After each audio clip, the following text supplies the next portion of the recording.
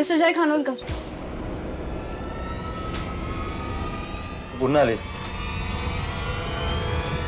काय? माझं resignation letter.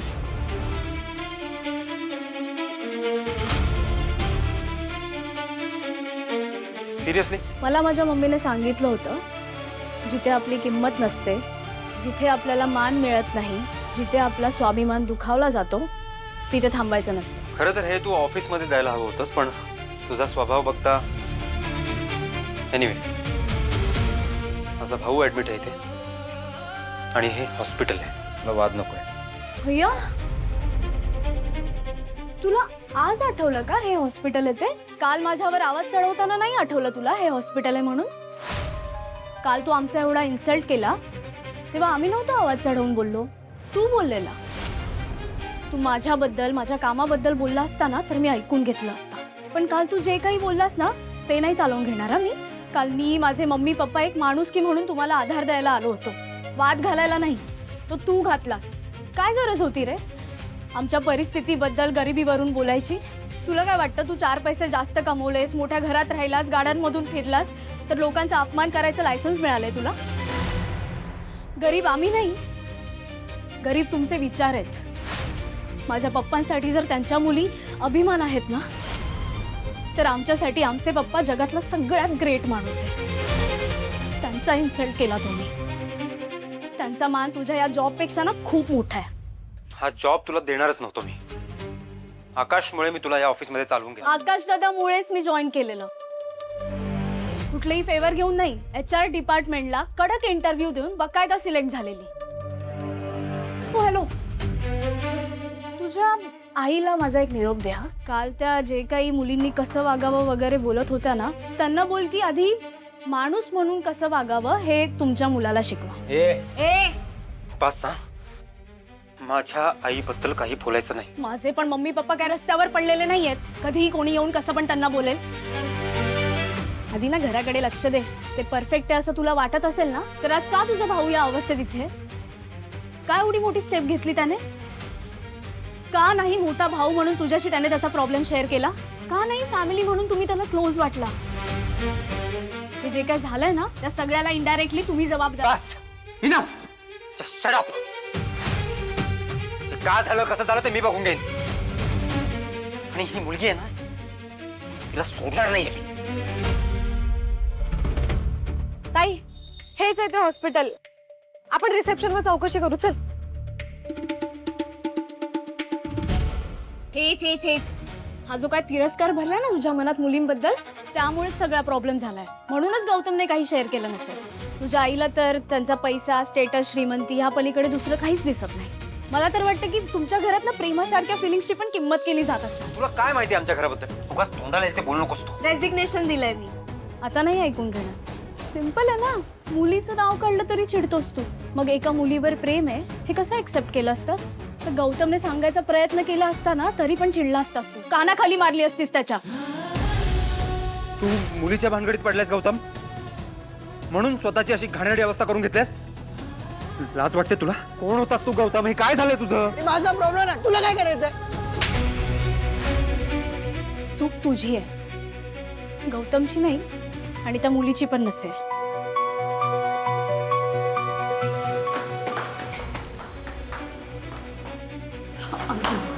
ऐक ना, मला ना खरंच खूप भीती वाटतेय.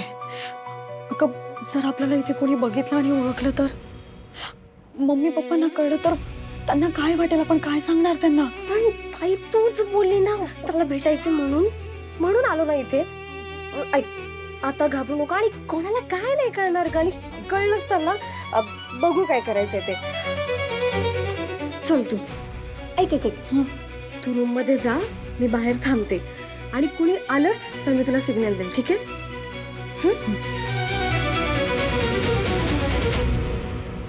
तू काय सांगतेस कोणाची चूक आहे ते?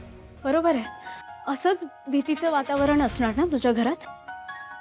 घरात ना आमच्या घरासारखं वातावरण लागतं, जिथे सगळे एकमेकांशी मनात असेल ते बोलतात, मजा करतात, भांडतात, रडतात, पण एकमेकांना धरून असतात. तुमच्या घरात पैसा आहे पण आमच्या घरात माया आहे. जाऊ दे, तुम्ही तुमच्या घराकडे बघा. पण माझ्या घराबद्दल, माझ्या मम्मी पप्पांबद्दल आणि आमच्या परिस्थितीबद्दल बोलायचा काही अधिकार तुला दिलेला नाहीये. माझ्या मम्मी पप्पांच्या वयाचा तरी मान ठेवायचा रे. मला नाही करायची अशा माणसाची नोकरी. मिस्टर जय खानोलकर येते. इथे भेटला वर भेटू नका. तेच, इथे भेटलीयस वर भेटू नकोस आणि पुन्हा तुझं तोंड सुद्धा दाखवू नकोस.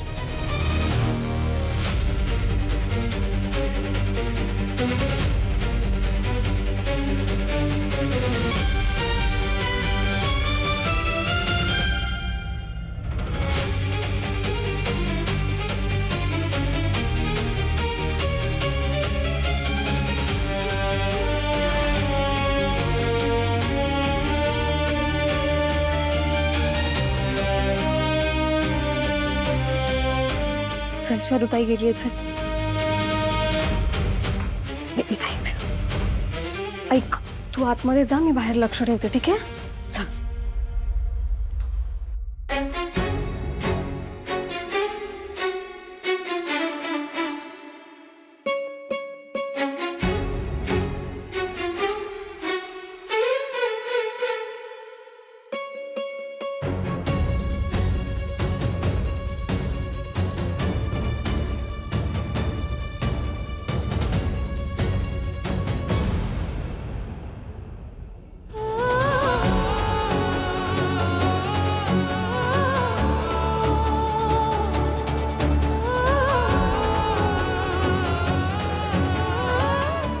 आशू,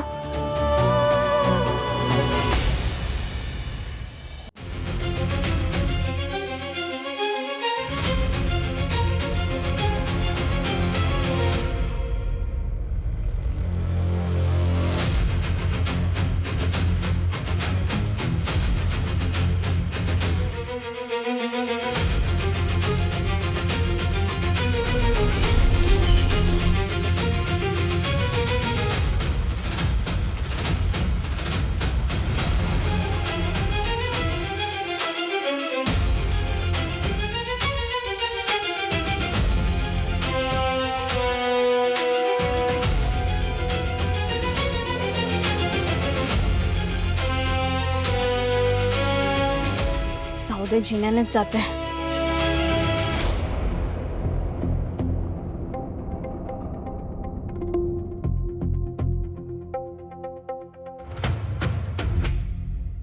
मॅम मॅम ऐका ना, काय मस्त हॉस्पिटल आहे ना.